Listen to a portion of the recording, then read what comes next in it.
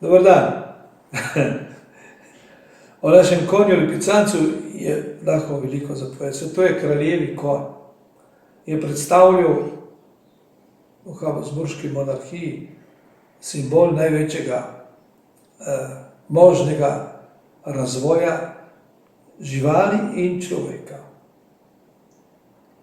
No, naši predniki so tako organizirali to pasmo, da se je razvil lipicanec, se rodi črn, postane bel, ampak imamo sporočilo, da mora postati zlat.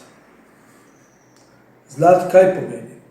Zlat pomeni, ko razlaga majstro Sai Baba, zlati konj pomeni, da človek postane zlat.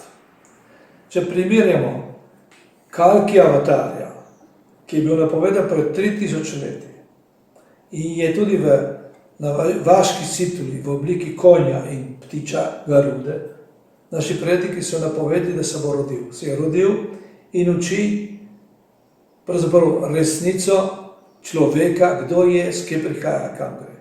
Ta pot je do zlate barve. Naši predniki so pa v fizično telo konja dali najboljše rase iz celega sveta.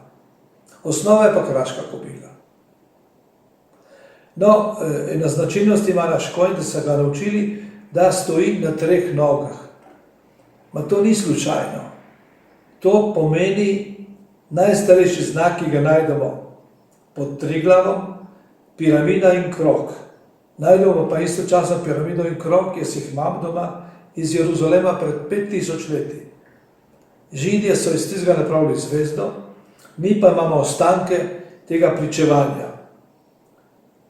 V fizičnem pomenu besede.